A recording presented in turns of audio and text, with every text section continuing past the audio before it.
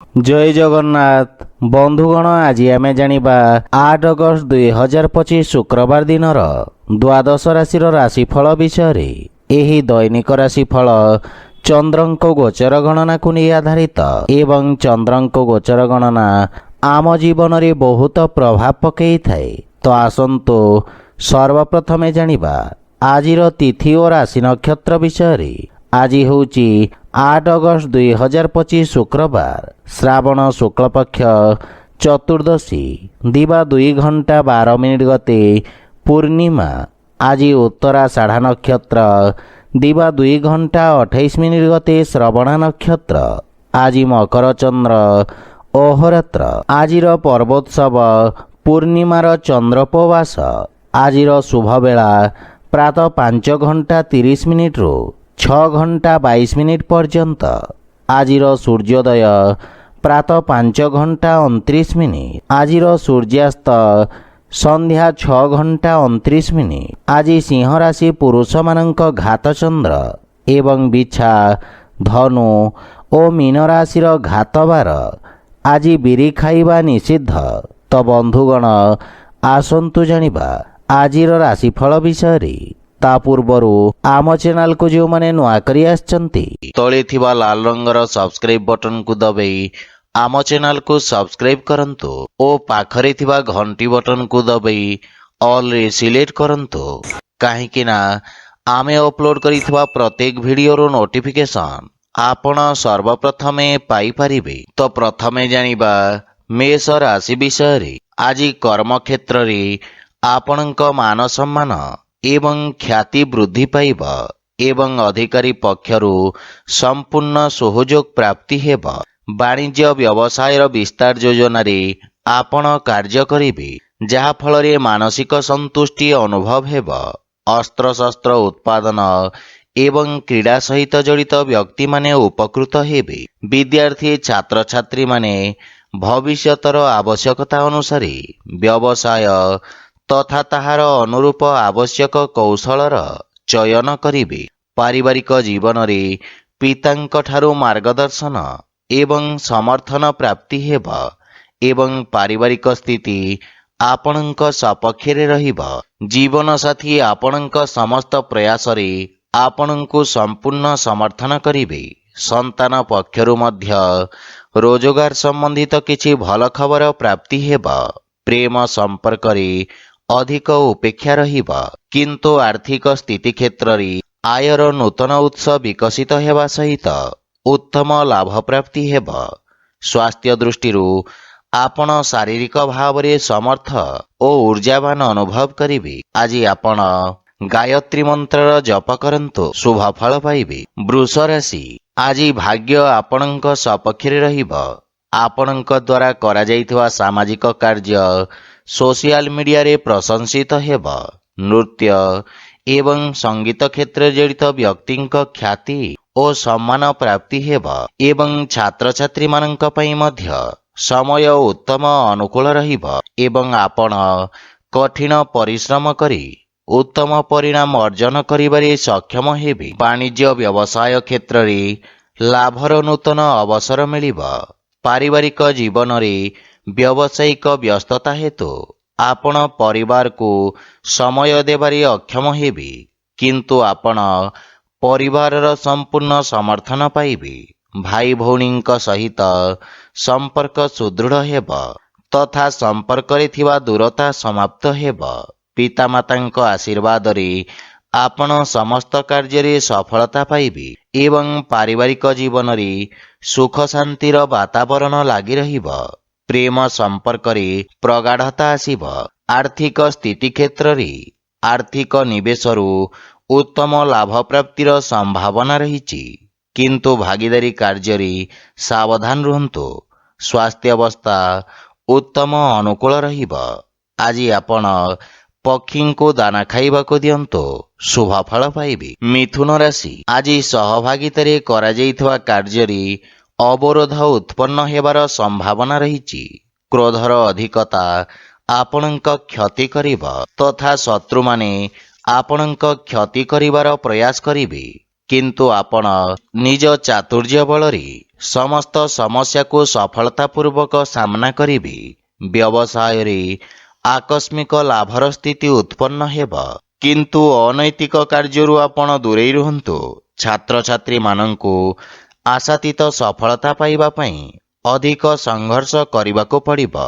ପାରିବାରିକ ଜୀବନରେ କୌଣସି ପରିବାର ସଦସ୍ୟଙ୍କ ସହିତ ମତଭେଦ ହେବାର ସମ୍ଭାବନା ରହିଛି, କିନ୍ତୁ ଆପଣ ନିଜ ବାଣୀ ଦ୍ୱାରା ସମସ୍ତଙ୍କୁ ପ୍ରଭାବିତ କରିବାରେ ସକ୍ଷମ ହେବେ। ଆପଣ ପରିବାର ଏବଂ ସାଙ୍ଗମାନଙ୍କ ସହିତ ଏକ ମନୋରମ ସମୟ ଅତିବାହିତ କରିବେ। ଜୀବନସାଥୀଙ୍କ ସହିତ ସମ୍ପର୍କ ଅଧିକ ମଜବୁତ ହେବ, କିନ୍ତୁ ପିତାଙ୍କ ସ୍ୱାସ୍ଥ୍ୟାବସ୍ଥାର ବିଷୟ ଧ୍ୟାନ ରଖନ୍ତୁ। ପ୍ରେମ ସମ୍ପର୍କ ମାନସିକ ଶାନ୍ତି ଓ ସୁଖ ପ୍ରଦାନ କରିବ। ଆର୍ଥିକ ସ୍ଥିତି ଉତ୍ତମ ଅନୁକୂଳ ରହିବ, କିନ୍ତୁ ଅନୈତିକ ଉପାୟ ଦ୍ୱାରା ପ୍ରାପ୍ତ ଧନ ସମସ୍ୟା ଉତ୍ପନ୍ନ କରିବ। ମାନସିକ ଚାପ ଆପଣଙ୍କ ସ୍ୱାସ୍ଥ୍ୟାବସ୍ଥାକୁ ଖରାପ କରିପାରେ, ସେଥିପାଇଁ ସ୍ୱାସ୍ଥ୍ୟାବସ୍ଥାର ବିଷୟ ଧ୍ୟାନ ରଖନ୍ତୁ। ଆଜି ଆପଣ ଅସହାୟ ଗରିବ ବ୍ୟକ୍ତିଙ୍କୁ ସାହାଯ୍ୟ କରନ୍ତୁ, ଶୁଭ ଫଳ ପାଇବେ। କର୍କଟ ରାଶି, ଆଜି ସମାଜରେ ଆପଣଙ୍କ ଦ୍ୱାରା ଆଣିଥିବା ସକାରାତ୍ମକ ପରିବର୍ତ୍ତନ କାରଣରୁ ଆପଣଙ୍କ ପ୍ରତିଷ୍ଠା ବୃଦ୍ଧି ପାଇବ। ପ୍ରତିଯୋଗୀ ପରୀକ୍ଷା ସମ୍ବନ୍ଧିତ ଶୁଭ ସମାଚାର ପ୍ରାପ୍ତି ହେବ। ଭାଗିଦାରୀରେ ଯେକୌଣସି କାର୍ଯ୍ୟ ଆରମ୍ଭ କରିବା ପାଇଁ ସମୟ ଶୁଭ ରହିଛି ଏବଂ ଶାନ୍ତ ମନରେ ନିଆଯାଇଥିବା ନିର୍ଣ୍ଣୟ ଆପଣଙ୍କୁ ଇଚ୍ଛାକୃତ ସଫଳତା ପ୍ରଦାନ କରିବ। ଛାତ୍ରଛାତ୍ରୀମାନେ କିଛି ନୂଆ ଶିଖିବାର ଅବସର ପାଇବେ। ପାରିବାରିକ ଜୀବନରେ ଆପଣ ଜୀବନସାଥୀଙ୍କ ପୂର୍ଣ୍ଣ ସମର୍ଥନ ପାଇବେ ଏବଂ ପରିବାର ସଦସ୍ୟଙ୍କ ପରାମର୍ଶ କର୍ମକ୍ଷେତ୍ରରେ ସହାୟକ ସିଦ୍ଧ ହେବ। ସନ୍ତାନ ପକ୍ଷରୁ ମଧ୍ୟ ଶୁଭ ସମାଚାର ପାଇ ପ୍ରସନ୍ନତା ଅନୁଭବ କରିବେ ତଥା ଆପଣଙ୍କ ପାରିବାରିକ ସୁଖ ସମୃଦ୍ଧିରେ ବୃଦ୍ଧି ଘଟିବ। କୌଣସି ଗୁରୁତ୍ୱପୂର୍ଣ୍ଣ କାର୍ଯ୍ୟ ପୂରଣ କରିବା ପାଇଁ ଜୀବନସାଥୀଙ୍କ ସହିତ କରାଯାଇଥିବା ପ୍ରୟାସ ସଫଳ ହେବ ତଥା ପରିବାର ସଦସ୍ୟଙ୍କ ସମ୍ପୂର୍ଣ୍ଣ ସମର୍ଥନ ପ୍ରାପ୍ତି ହେବ। ଆପଣ ପିତାମାତାଙ୍କ ଆଶୀର୍ବାଦ ଏବଂ ମାର୍ଗଦର୍ଶନ ଦ୍ୱାରା ଉପକୃତ ହେବେ। ପ୍ରେମ ସମ୍ପର୍କକୁ ସ୍ଥାୟୀ ସମ୍ପର୍କରେ ପରିଣତ କରିବାର ପ୍ରୟାସ ସଫଳ ହେବାର ସମ୍ଭାବନା ରହିଛି। ଆର୍ଥିକ ସ୍ଥିତି ସୁଦୃଢ଼ ହେବାକୁ ଲାଗିବ ଏବଂ ଯଦି ଆପଣ ବ୍ୟବସାୟରେ ଏକ ନୂତନ ନିବେଶକ ଖୋଜୁଛନ୍ତି, ତେବେ ଆପଣଙ୍କୁ ସଫଳତା ମିଳିବ। ସ୍ୱାସ୍ଥ୍ୟ ସମ୍ବନ୍ଧିତ କିଛି ଛୋଟ ସମସ୍ୟା ଆପଣଙ୍କ ପଥରେ ଅବରୋଧ ଉତ୍ପନ୍ନ କରିପାରେ। ଆଜି ଆପଣ ଶ୍ରୀ ରାଧାକୃଷ୍ଣଙ୍କ ମିଳିତ ଉପାସନା କରନ୍ତୁ, ଶୁଭ ଫଳ ପାଇବେ। ସିଂହ ରାଶି, ଆଜି ଆପଣଙ୍କ ଆତ୍ମବିଶ୍ୱାସରେ ବୃଦ୍ଧି ଘଟିବ। ବ୍ୟବସାୟ କ୍ଷେତ୍ରରେ ଆପଣ କିଛି ବିଶେଷ ସୁବିଧା ମଧ୍ୟ ପାଇପାରନ୍ତି। ଆପଣ ନିଜ ବୁଦ୍ଧି ଏବଂ କୌଶଳ ବଳରେ ଶତ୍ରୁମାନଙ୍କୁ ପରାସ୍ତ କରିବାରେ ସକ୍ଷମ ହେବେ। କର୍ମକ୍ଷେତ୍ରରେ ଉଚ୍ଚ ଅଧିକାରୀଙ୍କ ସମର୍ଥନ ଓ ସହଯୋଗ ପ୍ରାପ୍ତି ହେବ। ରାଜନୀତି ଏବଂ ସାମାଜିକ ସେବାରେ ଜଡ଼ିତ ବ୍ୟକ୍ତିଙ୍କ ପଦ ପ୍ରତିଷ୍ଠା ବୃଦ୍ଧି ପାଇବ। ପାରିବାରିକ ଜୀବନରେ ପାରିବାରିକ ସମ୍ପତ୍ତି ସମ୍ବନ୍ଧିତ ବିବାଦର ସମାଧାନ ହେବ ତଥା ପୈତୃକ ସମ୍ପତ୍ତି ମିଳିବାର ମଧ୍ୟ ଦୃଢ଼ ସମ୍ଭାବନା ରହିଛି। ଭାଇ ଭଉଣୀଙ୍କ ସହଯୋଗ ମିଳିବା ସହିତ ବୟୋଜ୍ୟେଷ୍ଠଙ୍କ ଆଶୀର୍ବାଦରେ ଆପଣ ସମସ୍ତ କାର୍ଯ୍ୟରେ ସଫଳତା ପ୍ରାପ୍ତ କରିବେ। ପରିବାର ସଦସ୍ୟଙ୍କୁ ଆପଣ ସାହାଯ୍ୟ କରିବେ ତଥା ଭବିଷ୍ୟତ ଯୋଜନା ଉପରେ ଆଲୋଚନା କରି ସମସ୍ୟାର ସମାଧାନ ଖୋଜିବେ। ପ୍ରେମ ଜୀବନରେ କିଛି ସମସ୍ୟା ଦେଖାଦେଇପାରେ ଏବଂ ଆର୍ଥିକ ସ୍ଥିତି କ୍ଷେତ୍ରରେ ଆୟର ଉତ୍ସରେ ବୃଦ୍ଧି ଘଟିବ। ଆର୍ଥିକ ନିବେଶ ଉତ୍ତମ ଲାଭର ସ୍ଥିତି ଉତ୍ପନ୍ନ କରିବ। ସ୍ୱାସ୍ଥ୍ୟାବସ୍ଥା ସାମାନ୍ୟ ରହିବ। ଆଜି ଆପଣ ସୂର୍ଯ୍ୟ ଭଗବାନଙ୍କୁ ଜଳ ଅର୍ପଣ କରନ୍ତୁ, ଶୁଭ ଫଳ ପାଇବେ। କନ୍ୟା ରାଶି, ଆଜି ଆପଣଙ୍କ ଅସମାପ୍ତ କାର୍ଯ୍ୟଗୁଡ଼ିକ ସମ୍ପୂର୍ଣ୍ଣ କରିବାକୁ ପ୍ରୟାସ କରନ୍ତୁ। କୌଣସି ନୂତନ କାର୍ଯ୍ୟ ଆରମ୍ଭ କରିବା ପାଇଁ ସମୟ ଉତ୍ତମ ନୁହେଁ। କାର୍ଯ୍ୟକ୍ଷେତ୍ରରେ ଆସୁଥିବା ଅବରୋଧ କାରଣରୁ ଆପଣଙ୍କ ମନ ବିଚଳିତ ରହିବ ତଥା ଆପଣଙ୍କୁ ଆଜି କିଛି ମିଶ୍ରିତ ପରିଣାମ ପ୍ରାପ୍ତି ହେବ। ସେଥିପାଇଁ ଯେକୌଣସି ନିର୍ଣ୍ଣୟ ସାବଧାନତାର ସହିତ ନିଅନ୍ତୁ।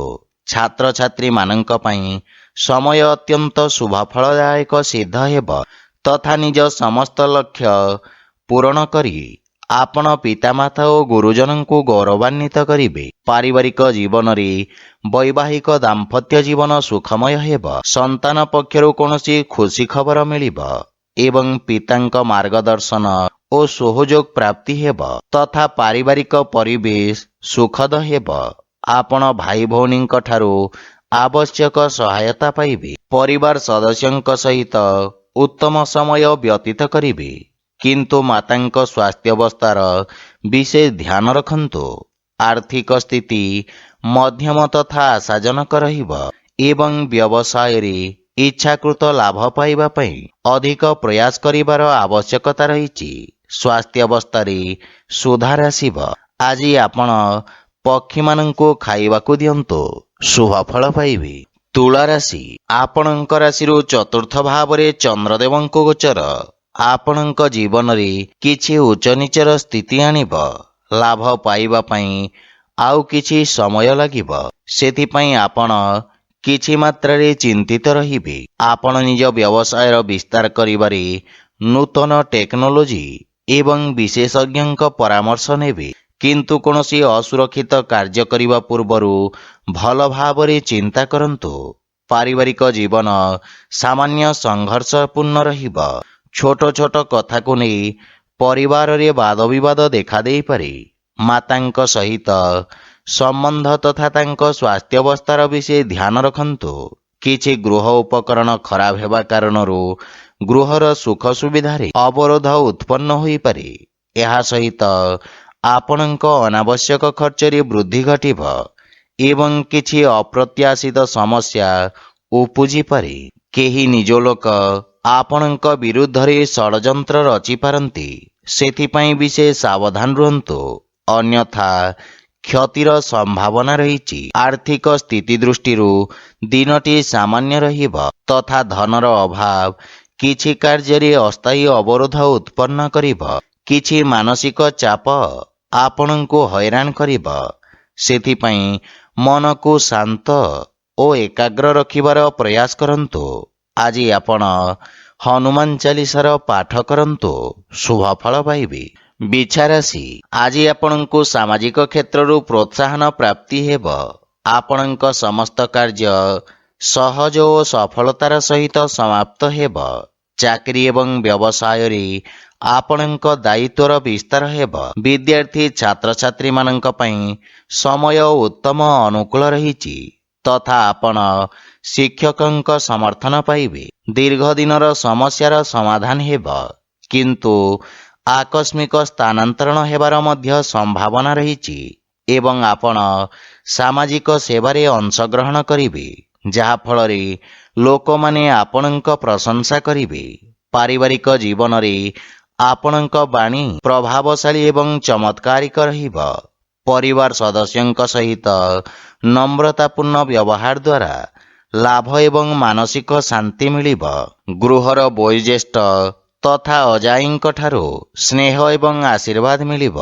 ଆପଣ ପରିବାରର ସମ୍ପୂର୍ଣ୍ଣ ସମର୍ଥନ ପାଇବେ। ସାନ ଭାଇ ଭଉଣୀଙ୍କ ପକ୍ଷରୁ ସାହାଯ୍ୟ ସହଯୋଗ ମିଳିବ ଏବଂ ଗୃହରେ କିଛି ମାଙ୍ଗଳିକ କାର୍ଯ୍ୟର ରୂପରେଖା ପ୍ରସ୍ତୁତ କରିବେ।